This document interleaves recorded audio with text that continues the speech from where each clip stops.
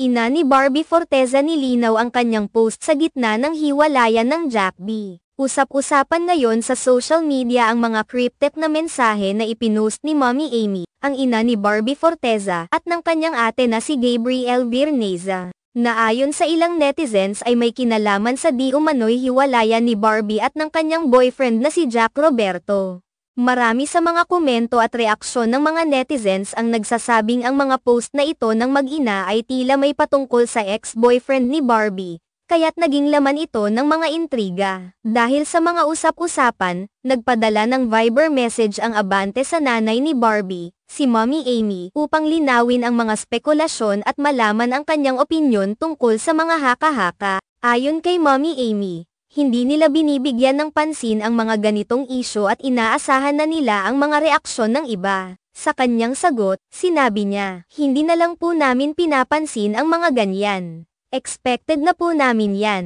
May mga matutuwa, may mga malulungkot. Hindi po namin pinaringgan si Jack." Ipinahayag din ni Mommy Amy ang kanyang pagmamalaki sa anak na si Barbie, at kung bakit siya at ang kanyang ate ay nag-post ng mga mensahe na nagbigay ng impresyon na cryptic ito. Ayon sa kanya, ang layunin ng mga post ay iparating ang kanilang pagpapahalaga at suporta kay Barbie. "Proud na proud po kami kay Barbie sa pagiging strong niya sa lahat ng bagay. Iyon lang po ang ibig naming sabihin sa post namin," paliwanag ni Mommy Amy. Inamin ni Mommy Amy na ang kanilang pamilya ay palaging nariyan upang magbigay ng suporta kay Barbie, at hindi nila kailanman nais na makasakit ng ibang tao. Ang mga post nila, ayon sa kanya, ay simpleng pagpapakita ng kanilang pagmamahal at paghanga kay Barbie sa kabila ng mga pagsubok na kinakaharap nito. Tinutukoy din niya na ang pagiging malakas ni Barbie sa lahat ng aspeto ng buhay ay isang bagay na kanilang ipinagmamalaki. Wala namang diretsong pag-amin si Mommy Amy ukol sa hiwalayang isinusulong ng ibang tao,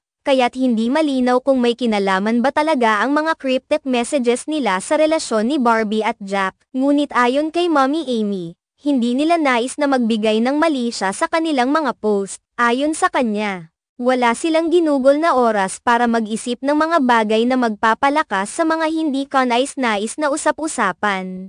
Bagkus ay naglalayon lamang silang iparating ang mensahe ng pagiging matatag at malakas ni Barbie. Ang post ni Mommy Amy at Gabrielle ay tumalakay sa halaga ng pamilya at ang matatag na pagtingin nila kay Barbie. Sa mga panahon ng pagsubok, sinisiguro nila na manatili silang supportive at positive.